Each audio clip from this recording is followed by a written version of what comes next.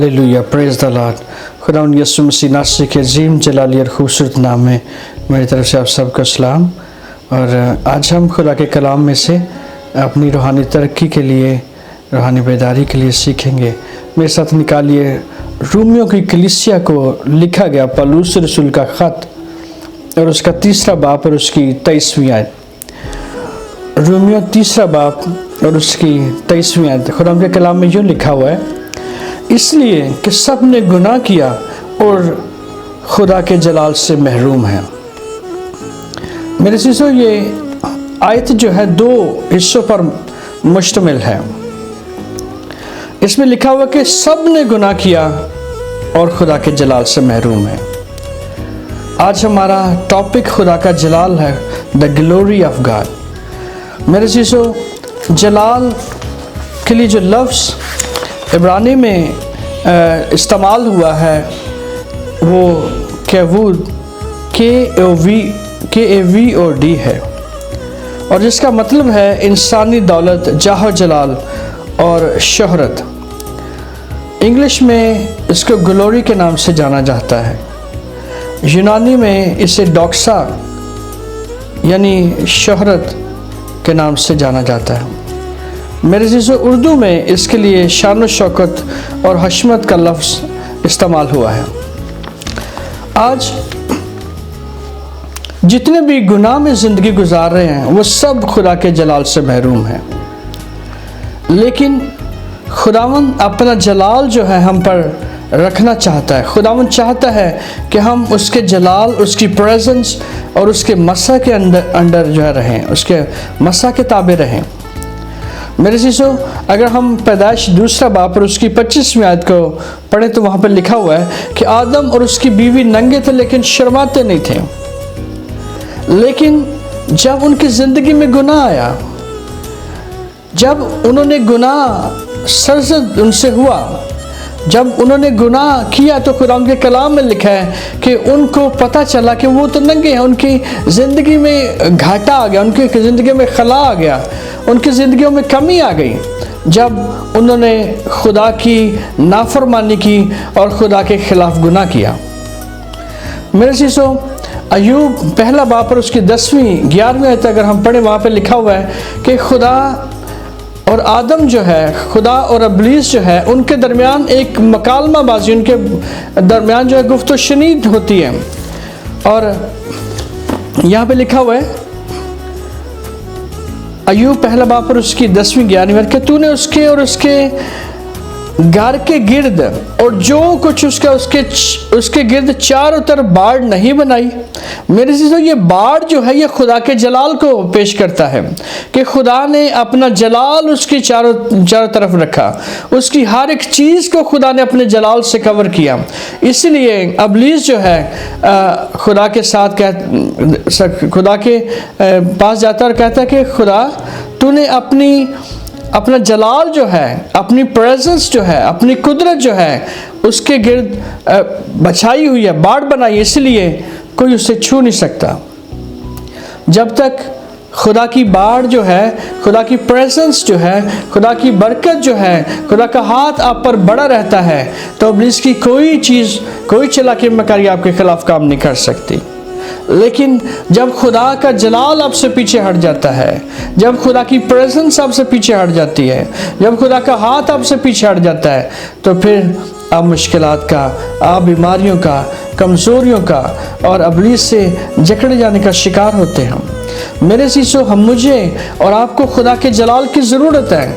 ये वो जलाल है जो आदम और हवा को चारों तरफ से घेरे रखता था। और मेरे साथ निकालिए ज़बूर 34 और उसकी 7वीं आयत। यहाँ पे लिखा है खुदावंद से डरने वालों के चारों तरफ उसके फरिश्ते खैमाज़न रहते हैं और उनको बचाते हैं। मेरे चीज़ों, अगर आप खुदा से डरने वाले हैं, अगर आप खुदा की ताबेदारी में अपनी ज़िंदगी गुजार रहे हैं, अगर खुदा की फरमाबरदारी में आप ज़िंदगी गुजार रहे हैं तो खुदावंद के फरिश्ते आपको चारों तरफ से घेरे हुए हैं। जिस तरह से एलिया का खादम जिहाजी कहता है कि मालिक दुश्मन बहुत बड़ी तादाद में आया है, तो खुदावंद के कलाम में लिखा है एलिया ने दुआ की और खुदावंद से कहा खुदावंद इसकी आंखों को खोल। तो जिहाजी ने अपने चौगिर्द खुदा के आतशी रथों को देखा। मेरे चीज़ों, जब आप खुदा के साथ होते हैं, खुदावंद में होते हैं, तो खुदावंद के आतशी रथ, खुदावंद के फरिश्ते आपके चारों तरफ आपको बचाते हैं और आपको संभालते हैं, आपको कुव्वत और दलेरी देते हैं। मेरे चीज़ों, हम पैदाइश में जिस तरह से हमने पढ़ा कि खुदा अपना जलाल जो आदम और हवा पर रखे हुए था, अय्यूब पहला बाब और उसकी 10वीं 11वीं आयत में हमने पढ़ा कि खुदा के जलाल की बाढ़ जो है, खुदा की कुदरत जो, खुदा की प्रेजेंस जो है, खुदा की हशमत जो है, लिखा हुआ कि अय्यूब के और उसके हर एक चीज़ के गिर्द थी।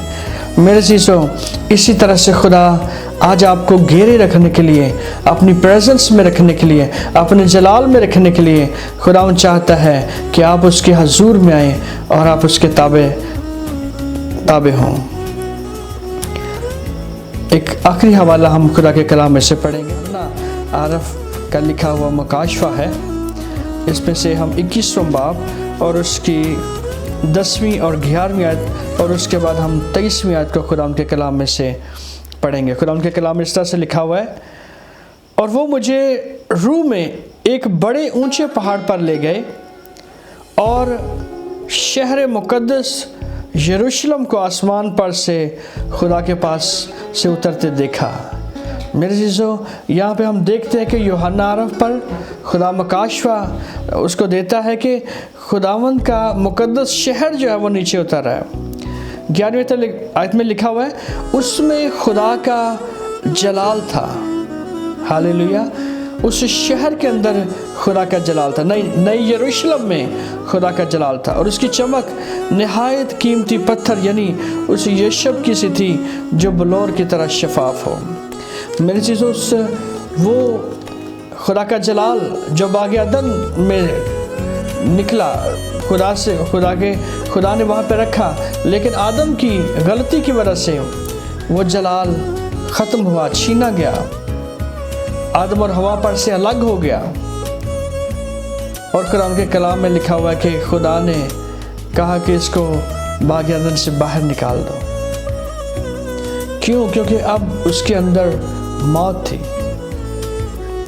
इससे पहले वो जलाल जो खुदा ने उसके अंदर रखा था, वो जलाल बाग़ अदन के हर एक पेड़ पर, हर एक दरख्त पर, हर एक घास फूस पर पड़ रहा था, और जितनी भी जानदार चीज़ें थी उसके अंदर खुदा का जलाल मुनक्किस हो रहा था। लेकिन जब आदम और हवा के अंदर मौत आ गई तो वो जलाल उनसे अलहदा हो गया, और अब जलाल की बजाय वो बाग़ अदन में मौत को ट्रांसफ़र कर रहे थे। इसलिए खुदा ने कहा कि इनको बाग़ अदन से बाहर निकालो। और अब वही जलाल खुदा के कलाम में हमने पढ़ा कि नई यरूशलेम के अंदर है। हालेलुया। और 23वीं आयत में लिखा है, और उस शहर में सूरज या चाँद की रोशनी की कुछ हाजत नहीं, क्योंकि खुदा के जलाल ने उसे रोशन कर रखा है और बर्रा उसका चिराग है। हालेलुया। नए यरूशलेम में न सूरज और ना ही चाँद की रोशनी की ज़रूरत है, बल्कि कुरान के कलाम में लिखा है कि वो बर्रा के जलाल से यानी खुदा के जलाल से रोशन है। मुझे और आपको खुदा के जलाल की ज़रूरत है। मुझे और आपको खुदा की प्रेजेंस के अंदर रहने की ज़रूरत है, ताकि खुदा हमें हर तौर से अपनी कुदरत के वसीला से हर एक चीज़ हमें दे, हमें मुहैया करे, हमें किसी चीज़ की कमी ना आने दे। जैसा से दाऊद कहता है, खुदावंद मेरा चौपान है, मुझे कमी ना होगी। आज मुझे और आपको खुदा के जलाल की ज़रूरत है। अगर आप गुनाह में ज़िंदगी गुजार रहे हैं तो आप खुदा के जलाल से महरूम हैं, लेकिन खुदा चाहता है कि आप जलाल से महरूम न रहें। खुदा चाहता है कि आप उसकी मौजूदगी से, उसकी प्रेजेंस से महरूम न रहें। खुदा चाहता है कि आप हमेशा की ज़िंदगी के वारिस हों, आप खुदा की बादशाहत का हिस्सा बने। मेरे चीज़ों, मुझे और आपको खुदा के जलाल में रहने की ज़रूरत है। और अगर आप गुनाह आलूदा ज़िंदगी गुजार रहे हैं तो खुदा का जलाल आपसे पीछे है, आपसे दूर है। खुदावंद यही चाहता कि हम उसके जलाल के अंदर ज़िंदगी गुजारें। खुदा मुझे और आपको इस कलाम के वसीला से बरकत दे और हम खुदा के जलाल में बढ़ते रहें, हम खुदा की हशमत में बढ़ते रहें, खुदा की कुदरत के अंदर बढ़ते रहें। आमीन।